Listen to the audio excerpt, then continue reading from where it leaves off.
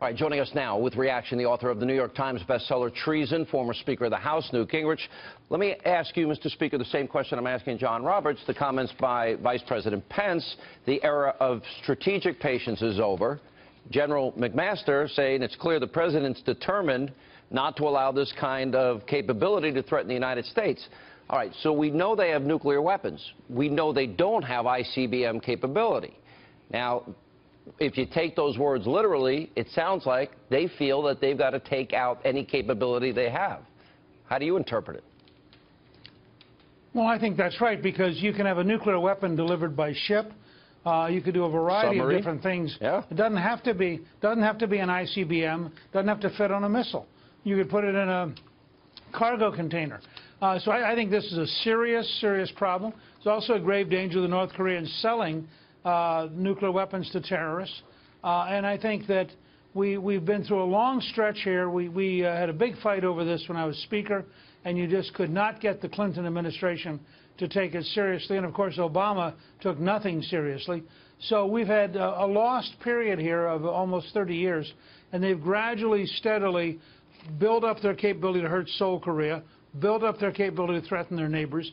And I think that it's clear from military leaders that they really do believe that we are very close to crossing a point after which we could lose an American city. And if you're the President of the United States and you're being told by your military leaders that this is so dangerous that you could literally at some point lose the city, I think you have to take very serious steps to stop that from happening. Mr. Speaker, let's look at the president's options here for a minute. You're really talking about the possibility that we are going to now engage in a military conflict with North Korea, which we're told Kim Jong-un is mentally unstable.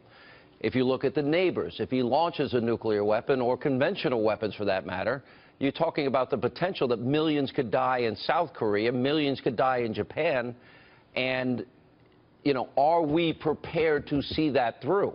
Because if we're not, we better not start it. And millions could, look, and millions could die in China. I mean, they're right True. on the border.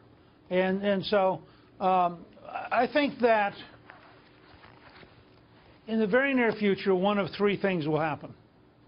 I think either he will back down and agree to some kind of suspension of his various programs under enormous pressure from the Chinese, or there will be a military coup and he will be replaced by a more rational leader, or we will begin to take military actions, which could start with things as simple as killing any missile that will be capable of carrying a nuclear weapon. It could be steps that are short of starting an all-out war. And the question then is, what does he do? To what degree, and we don't know the answer, to what degree does he want to survive? To what degree does he think that if he's not tough, that he won't survive in his own society because they'll kill him? But look at his recent behavior. He's killed a brother, he's killed an uncle, he's killed, you know, other detractors. He called a girlfriend. Look, yeah. He killed his girlfriend and her entire band. I mean, this is a guy who he's unhinged. Is not nice. Yeah, and I think it makes it in the immediate future very dangerous. Look, I think what we've got to consider here is, if America is going to take this action, we better be prepared for him, if he's as mentally unstable as reports have said, that he would go scorched earth. That's a possibility. Now, what do you make of, like, for example, the president did have great meetings with the president of China, and he had planned and campaigned on calling them a currency manipulator, but it seems as a result of those bilateral talks that the president was able to get concessions. Number one, you see troops on the border now that China has sent to North Korea.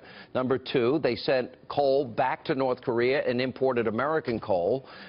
Three, we see that they're open to trade concessions to the United States. So it seems like there is a possibility of an emerging new alliance, America and China against North Korea. How much time should we allow for that to play out? Well, I think it's a matter of weeks or months. It's not a matter of years. But they are taking active measures, and that's a good thing. They've publicly said to the North Koreans, don't test another nuclear weapon. That's a good thing. And they said that they might take out the sites themselves. Impressed. Right. And as you remember, They were in the middle of dinner at Mar-a-Lago when the president excused himself, went out and held a press event to tell the world that we had just hit Syria with 59 missiles, and then went back in and rejoined the Chinese president. So they do have some notion that he is a very serious guy. And with the bomb they used in Afghanistan, they're also, in a sense, sending a signal. We actually have one bomb a little bit bigger than that. And they're sending a signal that you could see conventional weapons used to take out most of his nuclear sites without ourselves using a nuclear weapon. So I think there are a lot of signals being sent. I find it very worrisome. My father fought there in 1953, went back later in the Army and served in the late 60s. South Korea has come so far. It's so dramatically stronger, better, more prosperous, freer. You'd hate to see anything happen that would disrupt that development. So I think this is a very serious time.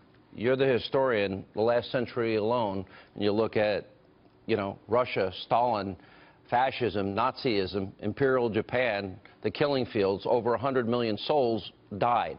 More recently, to shake people's memories, 9/11 happened. There is evil in the world, and certainly Kim Jong-un seems to fit into that category.